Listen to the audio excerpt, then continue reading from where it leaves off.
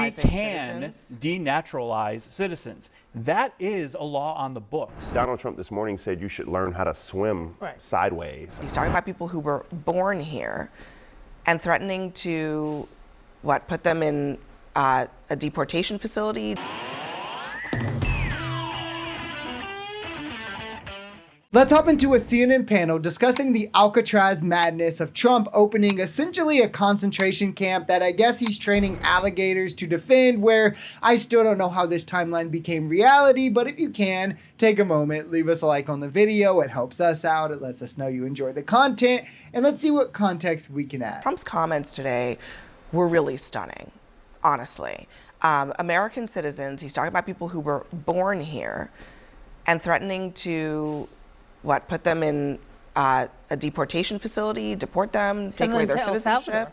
What are we talking about here? I mean, he even talked, I think, when he was with the El Salvadorian president about needing more prisons there for things like this. I mean, it's beyond, if you were to make a list of outrageous things Donald Trump was going to do, I don't think this would even have made it on the list. It is so just crazy. But the thing is that crazy things that Donald Trump says come to fruition. There's no shot that would be legal or any bit of constitutional, and it's also just pure insanity that we have a sitting US president talking about shipping citizens off to a foreign gulag. Another thing us lefties warned about, by the way, when it was happening to migrants as, the next logical step, but we were told we were doing fake news. It seems the fake news was right again, and this is another direct threat to our democracy, our constitution, human rights, really? I mean, this is what fascism looks like. Trump feels he has successfully destroyed the credibility of media, of institutions, and he has a cult that will support him no matter what he does. So he's now openly rolling back our rights and enacting a very authoritarian type of rule where ICE is walking the streets like Gestapo, picking people up without charge. US citizens are being deported. Those who dissent will be locked up in foreign prisons. It's a really scary place for America to be in. We deal with extremely violent populations just fine. I just think that I don't think you can say, I don't think you can avoid what Alcatraz is. I mean, I don't think you can just turn a blind eye to it. I think it's anti-American. I think the fact that you're going to have individuals and populations in there that are stacked on top of each other, many of whom without due process. And let me just also say this before it runs on clips throughout social media, is that I don't think there's going to be any Democrat in this country, including myself or you, Christine, who says that if you have committed a violent crime or any crime whatsoever, you shouldn't be deported. We're not saying that. You should be. However, the fact that Donald Trump this morning said you should learn how to swim sideways. I mean, there are certain things about this country and the virtues of it.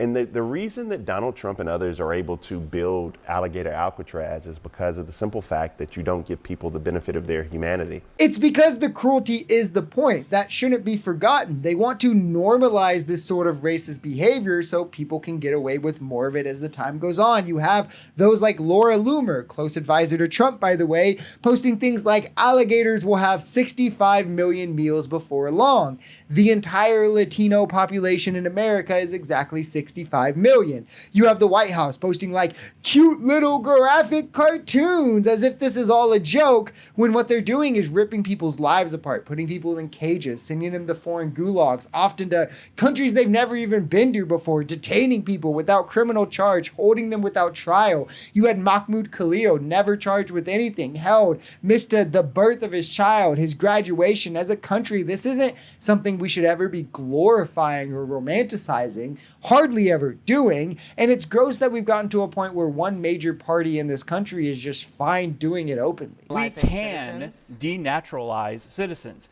That is a law on the books. So the DOJ is looking to prioritize the enforcement of America's existing laws. There was an instance just earlier this year where somebody had their citizenship revoked, I can't even say the word. It happened because they were convicted of distributing child abuse materials. Yeah, it's something that can happen. It is something that can happen, but it's something that is relatively rare and is usually reserved for things like what you're describing there. But one of the things that's interesting about that memo is that it says, in addition to heinous crimes, right? I'm not sure there's a lot of dispute about the code and what it says about crimes being a case for denaturalization. But it also says cases referred by a U.S. Attorney's Office in connection with pending criminal charges if those charges do not fit within one of the other priorities. So that's basically any crime. Maybe you're caught with marijuana. Maybe you're caught with marijuana. That's any crime. The number 10. Any other cases referred to the civil division that the division determines to be sufficiently important to pursue.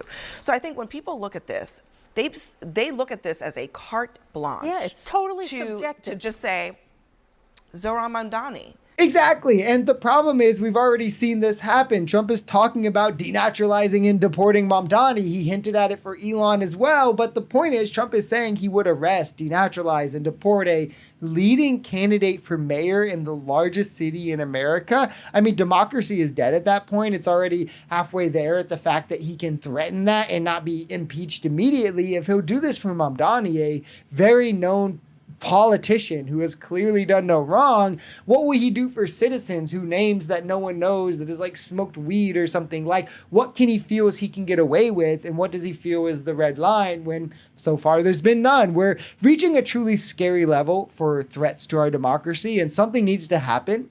Someone needs to step up. Republicans need to let our guardrails prevent this man from consolidating and abusing more power.